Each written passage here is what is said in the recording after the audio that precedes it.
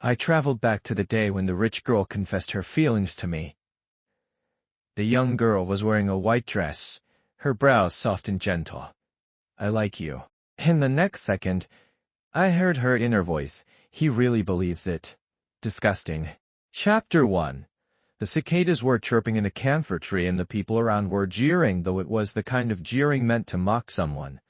Next to us, someone whistled and laughed. "Sakura's taste is getting a bit heavy lately." Ah, the girl in the white dress ignored them and just stood in front of me, her expression gentle. The sunlight filtered through her shoulders and she looked like a princess straight out of a fairy tale. Sakura, stubborn as always, pressed against the handlebars of my bike, standing on tiptoes, staring straight at me. She said, "Hiroshi, I like you." In her eyes I saw my reflection, an awkward, stiff 17-year-old boy, thin and frail in an oversized school uniform. I was frozen in place, my face burning red, without needing to check, my hands trembling helplessly. After all, this was Sakura, the girl I had secretly been in love with for a long time. I was about to blurt out, "I like you too," when I heard the heart of the pure-looking girl in front of me. He really believes it. Disgusting. I was stunned for a moment and looked at Sakura again. She was smiling gently, with no sign of the disgust she was feeling inside. She was waiting confidently for my reply. After all, everyone at South City A I knew I was Sakura's simp. Under everyone's watchful eyes, I suddenly took a step back. "Sorry, I don't like you." Sakura's expression turned ugly for a moment. No one had ever rejected her before. Just then, a silver-haired girl walked by arrogantly, as if she hadn't noticed the drama unfolding here. I recognized her. She was the notorious school bully, the queen of our school and Sakura's archenemy. I pointed at the school bully and said to Sakura, "I like her type." "You're too childish. You understand?" I wobbled my bike's handlebars. "So, Sakura, move aside." Sakura must have been bewildered, not understanding how the boy who had adored her a second ago could now tell her to get lost. She stiffened, placing her hand on my handlebars, an intense unease showing between her delicate brows. She bit her lip and asked, "What's wrong with you?" She held onto my bike. I was afraid to pull too hard and accidentally hurt her, leaving me stuck in a dilemma. In the next second, however, the silver-haired girl reached over and grabbed my handlebars, yanking them free from Sakura's grip with a twist of her wrist. "Didn't you hear him? He told you to move." Her voice was crisp with a hint of coldness. I turned my head slightly. The silver-haired girl had waist-length hair, her side profile delicate yet exuding an aura that warned people to stay away. Her long silver hair shimmered in the light, cool and rebellious. And then I heard the school bully's panicked inner voice, "Shit, he's looking at me." Chapter 2. The school bully rescued me from Sakura's confession and pushed my pink bike forward. A small group of boys passing by teased her. "Akane, when did you stop riding your motorcycle?" She kicked one of them, cursing, "Get lost." I walked beside her, feeling incredibly awkward, and mustered up the courage to speak. "Hey, school bully." Akane. I froze for a moment before realizing she was telling me her name. She lowered her eyes and asked softly, "Do you like me?" My first instinct was to shake my head, but then I heard her eerie inner thoughts. Anyone who's used me as a shield ended up in concrete pillars. So I immediately nodded my head vigorously. Akane had a pair of charming, almond-shaped eyes. "Right now," she smiled, stopping in her tracks, reaching out to pinch my cheek. Her thumb brushed over the mole under my eye, and she slowly said, "From now on, you'll help me with my homework. Watch me practice dancing, and give me rides to and from school. Treat me 10 times better than you treated Sakura." Got it. Even though she was shorter than me, I instinctively shrank back. I was a bit confused and asked, "What do you mean?" She condescendingly patted my face, smiling sweetly. "It means I've accepted your pursuit." Akane, with her silver-dyed hair, her piercings, and face screaming high maintenance. Suddenly I felt like maybe going back to battle Sakura was a better option. Chapter 3. I followed the road back home guided by my memories. This was the villa district. I was 17 when they brought me back from the countryside. At 17, I didn't understand many things like why my mother was the legitimate wife. Yet I had an older half-brother, Kinji, who was just a few months older than me. Everyone liked Kinji, including Sakura. Sakura and Kanji were childhood sweethearts from the beginning. Even when she first acted kindly towards me, it was only to convince me to donate a kidney to him. If it weren't for Kenji's illness, the Song family would have never thought of bringing me back to them. I wasn't a person, I was medicine. But now, their intentions hadn't been revealed yet. Kanji, still recovering at home, was in the garden watering the flowers. When he heard me enter, he looked up and smiled gently. "You're home late. We finished dinner a while ago." It didn't matter, I wasn't allowed to sit at the table anyway. Sakura confessed to me today. The watering can suddenly dropped from his hand, splashing water on his face. He forced a smile. "Really? Congratulations." I raised an eyebrow in surprise and said, "Of course I didn't accept. How could she ever be good enough for me?" In an instant, I was overwhelmed by a flood of vicious, hateful thoughts coming from the always kind Kenji. Eye-walking kidney bag. And he's not grateful to us. How dare he say that? Sakura only told me she'd approach Hiroshi. She never said she confessed to him. This poor kid must be lying. Damn it, Hiroshi should take a good look at himself, so ugly. I snickered. And to think they were relying on me to keep him alive. Dream on. I ran upstairs, hearing Kenji cough violently behind me. As I reached the top, the family maid who was closer to me pulled me aside and whispered, "Madame said there's no dinner left for you." I nodded. This was a regular occurrence. As I turned away, I paused for a moment. Hearing the maid's inner thoughts, she said, "Poor thing." Chapter 4. Before I returned. It was just after Kenji's successful recovery. Thanks to my kidney, Sakura had promised that once he was out of the hospital, they'd get engaged. And they did. Just not to me, but to Kenji. She endured her disgust and revulsion, pretending to be friendly with a country bumpkin like me for so long, and finally got what she wanted. On her engagement day, she leaned into Kenji's arms and, in front of all the guests, with the same gentleness as when she confessed, said to me, "Hiroshi, why don't you take a look in the mirror?" I looked down and saw my reflection on the polished floor, bloated and overweight from the medication. A far cry from the handsome and charming Kenji. Perhaps we were always worlds apart. In that moment, I felt my heart shatter into pieces. Luckily, it was all just a dream. I woke up right at the moment Sakura confessed to me. Now with the added ability to hear people's thoughts, I grabbed my phone from under my pillow and opened the chat app where there were already 99 messages. Only one chat was pinned at the top, Sakura. The 17-year-old me had genuinely liked her. Sakura's messages were still coming in. She was probably crying from frustration. "Sakura, Hiroshi, I'll give you another chance.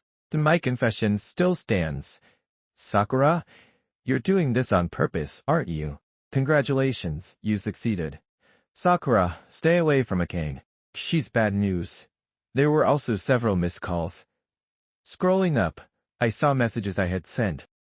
Usually a long string of texts, but with no response from the other side. On the rare occasion Sakura did reply, I'd be over the moon for half the day. And now, Sakura was still flooding my phone with messages. With a swift motion, I blocked her. Then I slowly opened a class group chat. Sure enough, they were discussing the incident from this afternoon. The school flower and the school queen fighting over a guy. Such a boring headline. They even posted pictures from the scene. I clicked on one and my face immediately flushed. In the photo, the silver-haired girl was standing in front of the boy, so close it looked like she was leaning into my arms. She was staring at Sakura with a provocative look, raising an eyebrow. The chat continued to scroll. Who is this guy anyway? Looks like a total country bumpkin. Even the heartthrob from Third High didn't manage to win over a Kane. We usually can't post Akane's pictures without her permission, but she didn't say anything today. Guess it's real. I exited the chat and saw a new friend request notification. The username was BC, with a note that read, Hiroshi love interest. My heart skipped a beat and I accepted. Akane. Hiroshi, I've accepted your friend request. We can start chatting now. After a brief pause, she sent a voice message. Her voice was teasing, just friends. I tried to pause the voice message but fumbled, accidentally hitting the video call button. She answered and suddenly her beautiful face appeared on the screen, so close that her eyelashes seemed like they could brush against my face. I unconsciously pulled my phone back a bit. A laugh came from the other side of the screen and Akane said softly, Hiroshi, why is your face so red as soon as we start talking? I couldn't say a word for the longest time. Then from somewhere behind her, I heard someone, Akane, we want to see your boyfriend too. It's all over the forums. Without even turning around, Akane chuckled, get lost. She stretched out her hand to cover the camera, like a child hiding their toy being petty. It was pretty childish. After a while, Akane moved her hand away, the corners of her lips curling up. You could wait to video call me after being apart for a bit? What's wrong? You miss me already? Her words were light, almost seductive. Just as I was about to explain, my stomach growled loudly. I was starving. Before she could react, I quickly hit the red button to end the call. Damn, how embarrassing. Damn, she's beautiful. Chapter 5. It was already night and the Song family had a curfew. I couldn't leave. And there was no dinner left for me. A grown man hungry enough to gnaw at the bedpost. I could only resign myself to lying on the bed, waiting for the hunger to pass. Outside the window stood a tall camphor tree.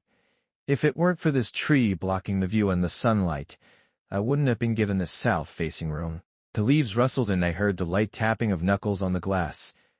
I looked up to see the silver-haired girl clinging to the branches of the camphor tree with reckless abandon. One hand was tapping on the window and the other held a full bag with chopsticks hanging from her mouth. I quickly got up, incredulous, and opened the window. The night wind blew in like wildfire.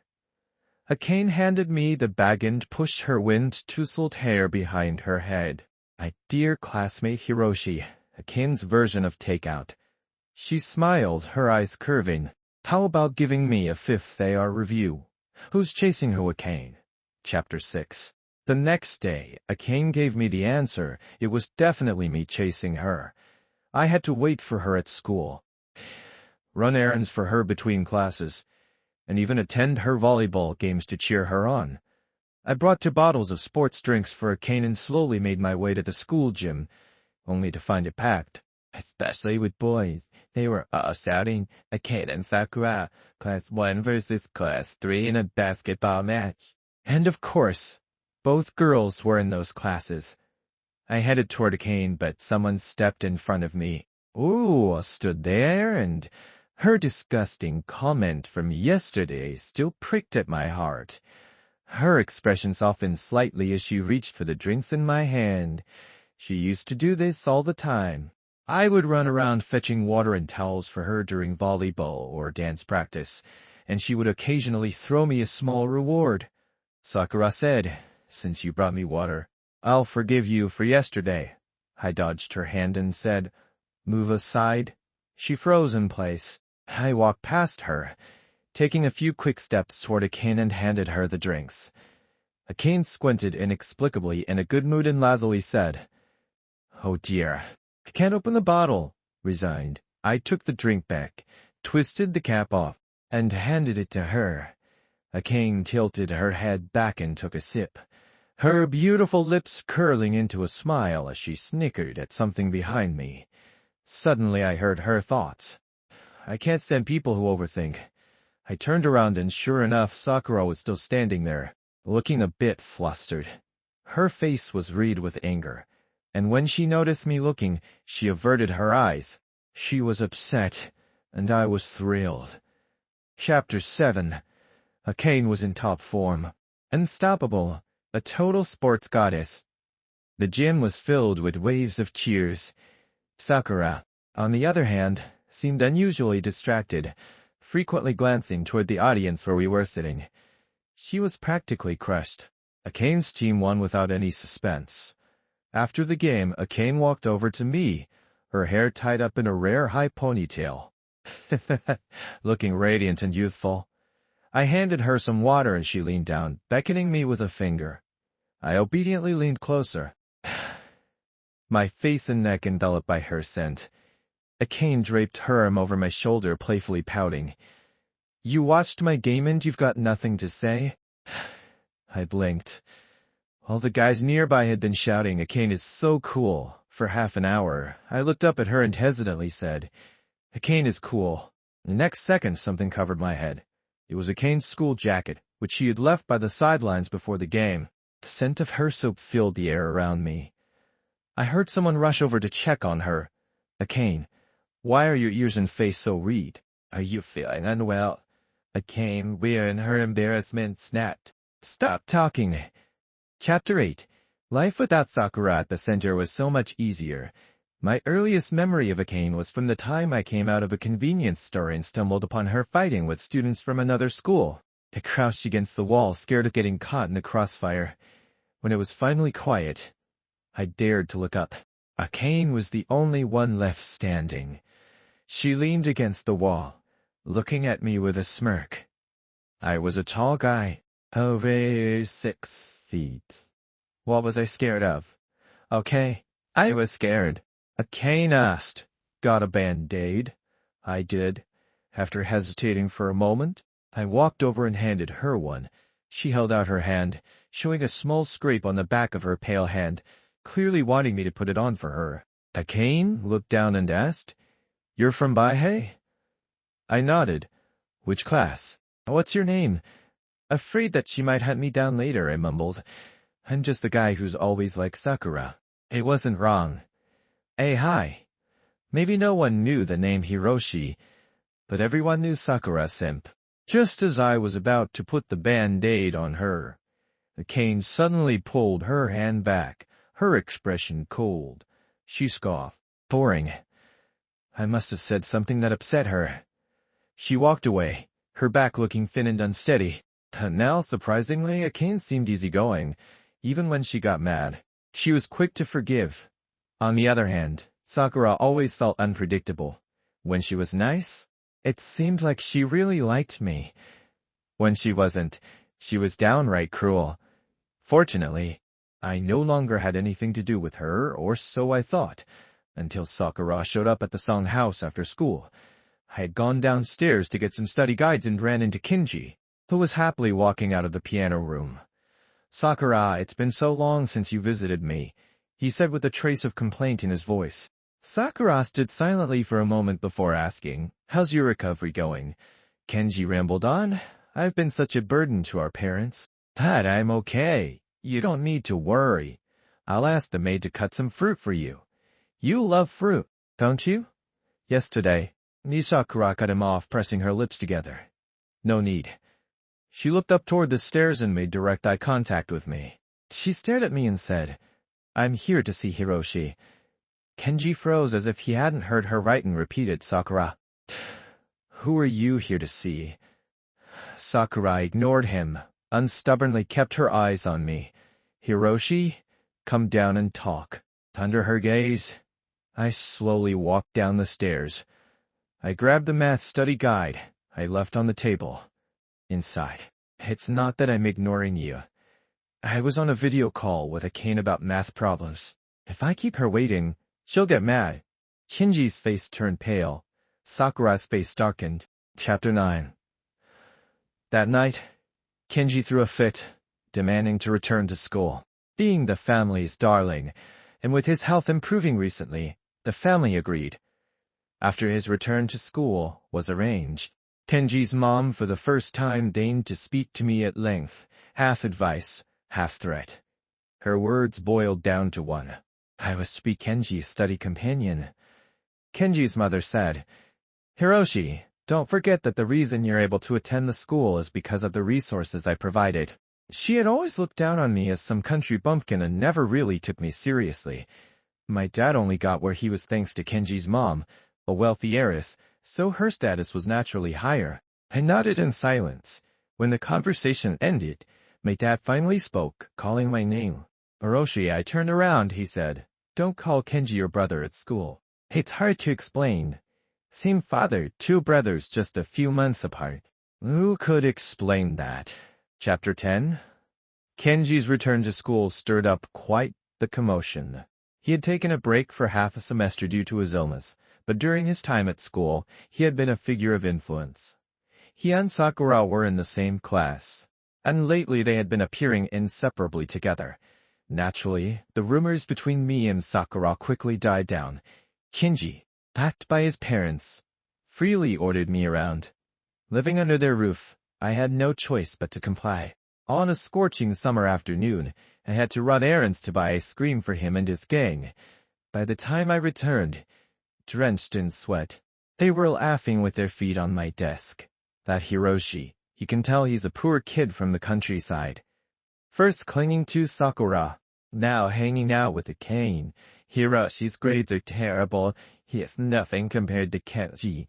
Sakura and Kenji are childhood sweethearts. Kenji, what's Hiroshi to you anyway?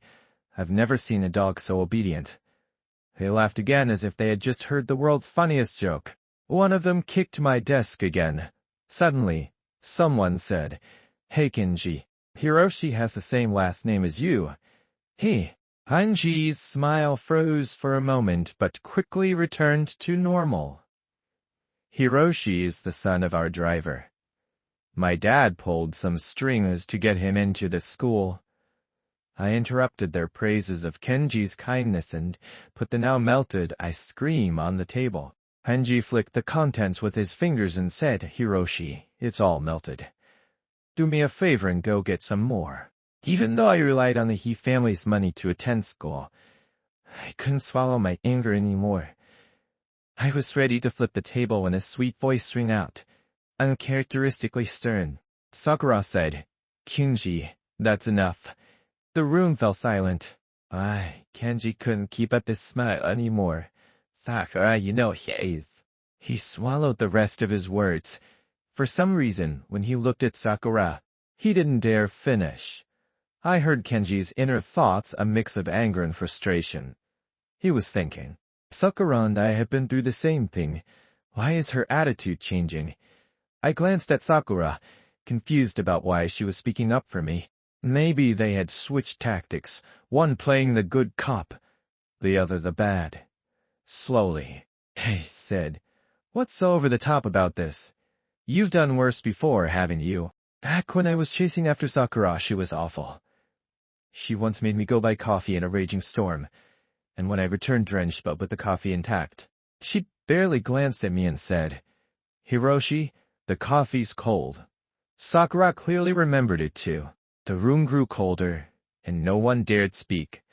Suddenly, I felt someone's arm hook around my neck from behind, pulling me against a soft, feminine body. The silver-haired girl, Akane, was smiling, and her gaze was fierce. So this is where you've been, running errands for people? Akane scanned the room. Everyone she looked at paled. To this day, the school forums were still buzzing with posts about Akane. Her reputation as the school's queen was widespread. Making him run errands? Akane's voice was sharp, enunciating every word. Are you even worthy? Chapter 11. Akane casually told the group to go for a run. None of the boys dared to argue. They obediently did as she said. Even Kenji wasn't spared. A bunch of them ended up drinking the melted ice cream and running laps under the scorching sun, while classmates watched from the balconies and the headmaster, bald and sweating, rushed to the track. The mastermind, Akane, stood beside me, her silver hair flamboyant as ever, watching them with an expressionless face. She wasn't happy. Akane. I called her name. She turned to me and the displeasure on her face instantly melted away. Don't do this next time. It doesn't look good. It wasn't that I pitied Kenji and the others. It was that it wasn't worth it for Akane to do this for me. Since my mom died, I'd been self-reliant, and no one had ever treated me so kindly. Even though Akane was said to have done worse things before, such blatant rule-breaking could damage her reputation. Akane rested her chin in her hand and leaned in close, so close I could count her eyelashes. I saw my reflection in her eyes. "Did it feel good, Kenji?" she asked. I hesitated for a moment. It did. Akane smiled like a cat who'd just caught a mouse. Then it was worth it. Chapter 12. After Akane stepped in, Shinji didn't dare boss me around anymore. Even at home, he was too scared to tattle. Just hearing Akane's name was enough to shut him up. Maybe what I said to Sakura had also struck a nerve, because she stopped bothering me too. Occasionally, I'd see Sakura and Kenji walking together at school. One moment Kenji would be all gentlemanly with her, next he'd look at me with nothing but disgust. He must have had a natural talent for changing his expression, like one of those face-changing opera performers. But Sakura didn't seem as close to him as I'd imagined. Not that it mattered to me anymore. I had one, study hard. Well, maybe now I had another, helping my struggling classmate Akane with her studies. On the day of the monthly exam results, the bulletin board was crowded. I hadn't done well in the past, but during my bedridden days I had spent all my time reading high school textbooks, hoping to retake the college entrance exams one day. So this time, I was eager to see where I ranked. Kenji and his group were crowded around the top of the board. "Kenji, you're ranked 29th in the year. That's amazing." Of course it was amazing. The Song family had hired top tutors for him. First place, as expected, goes to Sakura. They turned around and saw me searching from the bottom of the list, snickering. I heard Kenji's smooth mocking voice. Some people at least know their place, looking for their name where it belongs. Suddenly, someone tugged on his sleeve and cursed softly. "Kenji, his rank is ahead of yours." I was just a few spots above Kenji. He stared at the board, stunned, unable to believe it. Someone read my ranking out loud. Hiroshi 20th. I couldn't believe it was that high. I suppressed my excitement and finally found Akane's name. She had jumped to the middle of the pack. Hiroshi's tutoring sessions were working. I turned around and saw Akane walking down the corridor with a group of girls. Afraid she wouldn't see me, I waved and happily called her name. "Akane." She looked up and met my gaze. "You ranked 300. I puffed out my chest proud. "You got 300th place, Akane." Akane's steps faltered and the girls around her started teasing her, nudging her with their elbows. "Akane, the guy you like is so cute." Akane looked at me and under everyone's watchful eyes, her face turned bright red in an instant. I heard Akane's inner voice, a little annoyed. She was thinking, "Damn it, he's way too good at flirting." Chapter 13. Many people liked Akane, but most of them admired her from afar due to her bad reputation. However, today one of the few who openly liked her came to find me. It was Takeshi, the heartthrob from the neighboring Third High who had acted in a few well-known youth dramas. I had heard that Akane had once fought for him, but for some reason, they never got together. Early in the morning, Takeshi was waiting for me at the school gate. Akane and I usually went to school together now, but today she had gone to the convenience store and I was waiting for her at the gate. I never expected Tashi to show up first. Takeshi was good-looking in that bad boy kind of way. "You must be Hiroshi," he said. I nodded. Takeshi got straight to the point. "You can't win against me, so just stay away from Akane. Akane's cold on the outside but kind on the inside, and sometimes she just pities people, which can give the wrong impression. Besides, it was all over the forums last night. If I were you, I'd be too ashamed to show my face at school. Akane's only interested in you for the moment. If you keep pushing, you'll only embarrass yourself." "For us." "What?" "Forums." Before I could respond, Takeshi's eyes lit up as he looked past me, calling out, "Akane." Before I could react, a cup of soy milk and a bun were shoved into my hands, and the silver-haired girl appeared at my side, biting on a carton of milk, stuffing a handful of candy into my pocket, and zipping up my half-open backpack. Akane didn't even look at Takeshi and mumbled through the milk carton. What are you talking about? Her actions were so smooth, as if she had done them countless times before. Takeshi stared at Akane's hand as she zipped up my bag, his face turning pale. Akane, you don't let anyone get that close to you. How can you do these things for him? Akane rolled her eyes in exasperation and spat out two words. Who are you? Chapter 14. It turns out being a celebrity doesn't help with mental resilience. Akane's few words left Takeshi devastated. As Akane and I walked toward the school, she suddenly spoke, her tone proud.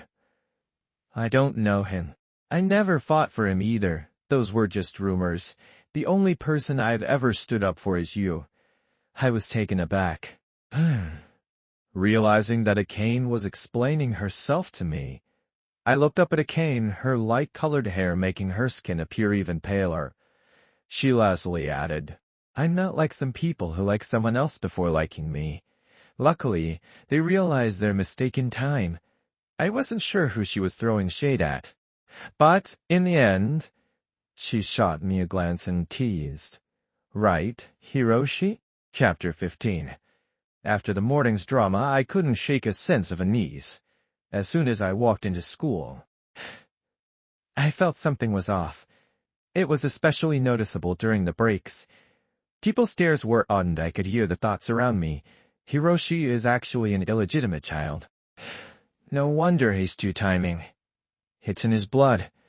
If I were him, I wouldn't dare show my face in front of Kenji, let alone attend the same school. Oh my God, so disgusting. I realized what had happened and quickly checked my phone in the bathroom. Sure enough, there was a trending post on the forum exposing Hiroshi, the illegitimate child of A. Hai who's two-timing. The post was anonymous, written by someone claiming to be a regular classmate who couldn't stand Hiroshi anymore. It presented a twisted, dramatic version of my life, turning everything upside down. It claimed Kenji's parents were the true loving couple while my mother had schemed to marry into the Song family by having me. It painted Kenji as the innocent victim, sick because of my mother's actions, while I shamelessly pursued both Sakura and Akane at the same time. No need to look at the comments. They were all insults. I was so angry. My head felt foggy. None of it was true. In reality, it was Kenji's mother who had set her sights on my dad when he was newly married. She became the other woman, and eventually they ran off together. My dad never looked back, leaving us behind. My mother, even until her death, still hoped he would change his mind. I left the bathroom and washed my face at the sink. Someone handed me a tissue. It was Sakura. She spoke softly. I've already asked someone to handle the forum post. Don't worry. I looked at her reflection in the mirror. Her white shirt and gentle expression. You knew about this all along? I was referring to the content in the post. Sakura closed her eyes briefly, a self-loathing look on her face, and nodded. I'll make sure this is suppressed. No one will talk about your background anymore. Don't be mad at me, Hiroshi. Once this blows over, let's just pretend it never happened. Okay? She didn't even bother asking me if it was true. She had already assumed it was a fact. She opened her eyes again, looking at me softly. You see, I've been helping you from the moment we first met. Come back to me, Hiroshi. I wiped my face through the tissue in the trash and turned to her calmly. Sakura, I'm not an illegitimate child. Chapter 16. From the moment we first met, Sakura had always helped me. When I first arrived here, I couldn't even find the Song family's house and got lost in the villa district, chased all over by some neighbor's dog. My mom had died of rabies, so I had always been terrified of dogs. That day, it had started raining. I ran and dropped all my ragged belongings along the way. The dog knocked me down, but then I heard a whistle and the dog immediately jumped off me, happily running away. As I shakily gathered my things in the rain, tears streaming down my face, an umbrella appeared above me. The hand holding the umbrella was slender, and the girl standing there in a white dress was cold and elegant. For a moment, I felt ashamed of myself. Did you chase the dog away? Did you save me? What's your name? She said. I'm Sakura. After that, I lived under the Song family's roof. Ignored at school, but Sakura always helped me. I stepped by her side. Maybe even I couldn't tell if what I felt for her was love. After all, from the start, she had her own motives. Sakura was complicated. Sometimes I thought she liked me. She even wrote her name in my textbooks, but the next second she'd get mad and scratch it out. I always knew she was disgusted by something about me, but I never knew what. Now I understood. She had always believed I was an illegitimate child, that the blood in my veins was dirty. Loving Sakura was worse than loving a dog. Chapter 17. I walked straight to class 1's door and, as expected, found a crowd gathered around Kenji. He looked forlorn and pitiful while everyone around him was busy comforting him. When they saw me standing at the door, they glared at me. Thanks to Akane's intervention last time, no one dared to insult me openly, afraid of getting on the wrong side of the school's queen. Kenji had always put on a good front with me, but lately something had changed. First, he'd made a fuss about returning to school, then there was the ice cream incident. Our pretense of civility was completely shattered. He looked up at me, his eyes red, his knuckles white from clenching his fists. Hiroshi, can't you leave my family alone? I heard his inner thoughts again, half angry, half hurt. Kenji was thinking Sakura just went to see him. He used to hate illegitimate children as much as I did.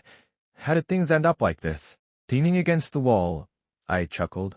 Of course not. Kenji's expression froze.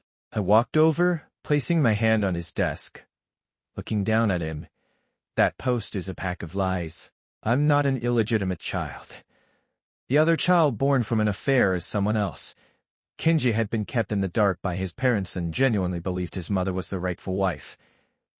That's why he harbored so much hostility toward me. Now, hearing this, he instinctively snapped back. What proof do you have? I shook my head and straightened up, looking at him with a hint of contempt. I don't need proof. Whoever makes accusations has to provide the evidence. The innocent don't have to prove their innocence. I added, I'll call the police. Justice will give me the answer. Did the person who posted that rumor think anonymity would protect them from responsibility? Kenji's face turned pale. Before I could call the police, justice arrived on its own. Someone muttered. The forum's anonymous feature just went offline. The person next to me was hiding their phone behind a book, reading the post. The name of the poster was now Class 1's Kenji. The looks people gave Kenji were strange. After comforting him for so long, they realized he had written the post himself. What a two-faced act. Kenji, with his thin skin, blushed, furiously and fainted from the stress. Chapter 18. In the VIP ward, Kenji had just come out of dialysis, looking pale. While the nurse was bustling around and his mother fed him pre-cooked fruit, I was getting scolded by Song's father. Hiroshi, I'm really disappointed in you. Is this how you repay us, by making your brother so angry that he ends up in the hospital? He said nothing about what Kenji had done. I lowered my eyes in annoyance, staring at the spotless floor, and thought about the time I was left alone in the hospital after giving Kenji a kidney. Their attitude toward me had turned cold. When I first came here, I wanted to show my long-lost biological father that I could be an excellent son. But things didn't go as planned. Fortunately, I had stopped caring a long time ago. I've heard the whole situation. I also heard you want to call the police. That's ridiculous. You shouldn't go back to school. After all, those are Kenji's classmates and this will affect him badly. I'll arrange for you to transfer. Realizing his tone was too harsh, Song's father softened his. We're family, Hiroshi. Try to understand and show some consideration, all right? No. I shook my head. Song's father was stunned. This was the first time I had ever refused him. What did you just say? He asked harshly. My throat felt dry. The atmosphere in the room turned tense. The door opened suddenly, and a group of people crowded in with a silver-haired girl standing at the entrance. She spread her hands. Hiroshi, come here. I quickly walked toward her, lowering my voice. Why are you here? Aim placed her hand on my back. I didn't want them giving you a hard time. I'm here to back you up. Song's father clearly recognized a cane, and a hint of flattery appeared on his face. I had no doubt that he was about to ask me to help him connect with her. I let out a breath, feeling oddly emboldened, and repeated, I said no. I will report it to the police. I'm not donating another kidney, and whether Kenji lives or dies has nothing to do with me. You're lucky I haven't punched any of you yet. I turned to look at Kenji, who was clutching his blanket in panic. Kenji's hatred toward me stemmed from being a half-sibling, from Sakura, and from his jealousy over my health. I shattered the dream he had been living in for years. Your mom is a full-blown mistress. Your dad, he had an affair while married. You're the illegitimate child from that post you wrote. Chapter 19. After saying my piece, I left the ward, leaving chaos behind. I sat in the hospital corridor when someone suddenly squatted in front of me. Kane and her crew had lingered by the ward store for a while longer. I didn't need to ask to know they were covering for me. If it weren't for her, I wouldn't have gotten away so easily today. I had always been spineless, and now I even needed a girl to clean up after me. I clenched my hands and looked into Akane's eyes. Thank you. Akane. Sunlight filtered through, making her features look even clearer. After hesitating for a moment, I asked, Why are you so good to me? Akane rested her chin in her hand and smiled. Are you flirting, or asking me seriously? My face flushed red instantly. I wasn't flirting, I wasn't complimenting you. I was genuinely asking. Akane. Akane frowned slightly, as if she were genuinely considering her answer. Do I need a reason? Some people just shine so brightly that when you see them, you want to give them the best of everything. The first time I saw you, you were being chased all over by the Siu family's dog. It was pretty special. I was the one who whistled to call the dog away. I was going to check on you, but then I saw Sakura. She annoyed me, so I left. If I had known it was you, I wouldn't have turned around. If I had known it was Hiroshi, I wouldn't have let anyone else get ahead of me. That one turn, and all Hiroshi could see was Sakura, never noticing me again. I watched him run errands for Sakura, saw him get hurt but still like her. Watched them look like a couple, and I had no choice but to step aside. My expression shifted slightly, realizing Akane had helped me before Sakura even got involved. I waited for her to continue. She didn't. Instead, she looked at me with clear, playful eyes. And then? Why so eager to know my feelings, Hiroshi? Akane stood up, pretending to speak casually. That Siu family dog is usually very well behaved and never runs off. It listens to its owner. Chapter 20. Akane took me to the police station to file a report, and the forum post remained up. Apparently Kenji had tried to delete it several times, but it couldn't be removed, just like when the forum's anonymous feature bugged out and got disabled that day. The comments had already turned against him.